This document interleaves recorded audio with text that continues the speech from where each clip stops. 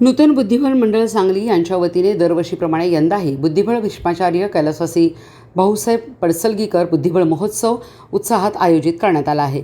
गेली 56 वर्षे अखंड सुरू असलेल्या या स्पर्धांनी सांगली आणि बुद्धिबळ यांचे घट्ट नाते जपले आहे।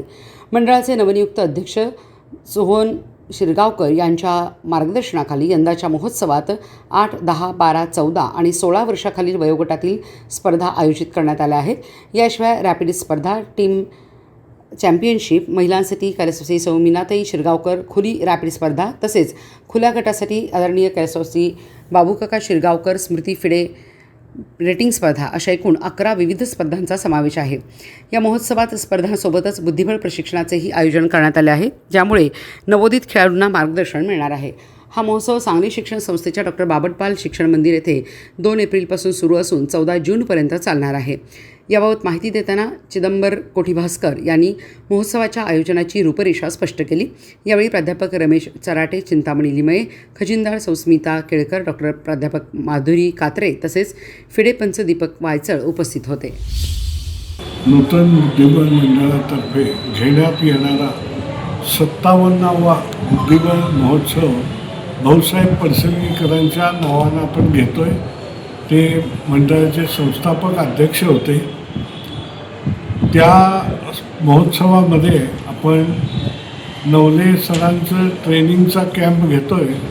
ते शिरगावकर सरांची 2 लाख रुपयाची रेटिंग स्पर्धा असा 1 महिन्याचा पूर्ण कार्यक्रम आहे। त्यामध्ये आपण विविध 11 स्पर्धा घेतोय। 8, 10, 12, 14, 16 वयोगटाच्या स्पर्धा घेतोय। 2 रॅपिड लागू, त्यानंतर चितळे यांच्या स्पर्धा घेतोय।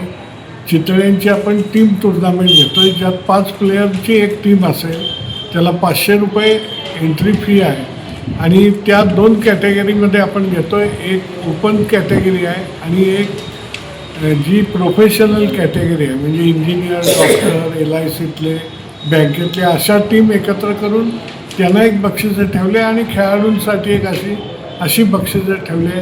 कांतेंची आणि लागूंची ह्या आपण ओपन स्पर्धा घेतो आहे। एनार जोशांची 10 मिनटं 5 सेकंदाची लाईटनिंग स्पर्धा घेतो। आणि ह्या महोत्सवाचं सगळ्यात मोठं वैशिष्ट्य म्हणजे आता सगळ्या ठिकाणी स्पर्धा होतात, त्या 10, 5, 10, 10 अशा टायमिंगनं होतात। आपण ह्या स्पर्धा वयोगटासाठी 20 मिनटं प्रत्येक खेळाडूला आणि 5 सेकंद इन्क्रीमेंट अशा पद्धतीने घेतो आहे, की जेणेकरून ह्या वयोगटातल्या खेळाडूंना खेळाबरोबर लिहायचं ज्ञान यावं म्हणून मंडळ त्यांना लिहिण्यासाठी स्कोरशीट पुरवणार आहे।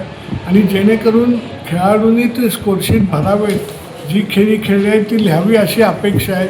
यावर्षी आम्ही ते कंपल्शन केलं नाही आहे, पण शक्यतो खेळाडूंना लिहिता यावं हा उद्देश त्यातला सफल व्हावा अशी आशा आहे। आणि जे लिहिलेला स्कोरशीट त्यांनी घरी आपल्या आईवडिलांना आपण कोचिंग देतो त्यांना दाखवून आपल्या चुका कुठं झाल्या आहेत हे त्यांना कळावं हा त्यामागचा मोठा उद्देश आहे। त्याचप्रमाणे जेव्हा खेळाडू वरच्या स्तराला खेळायला जातो, नॅशनल इंटरनॅशनलला, तेव्हा लिहिणं हे कंपल्सरी असतं। पण आत्ताच्या या 2020च्या युगात लिहिणं विद्यार्थी विसरून गेले, तर ते आपण पुन्हा या महोत्सवाच्या दरम्यान सुरू करतो आहे। आणि ही महोत्सवाची सगळ्यात मोठी अचिव्हमेंट आमची हीच आहे असं मला वाटतं। धन्यवाद।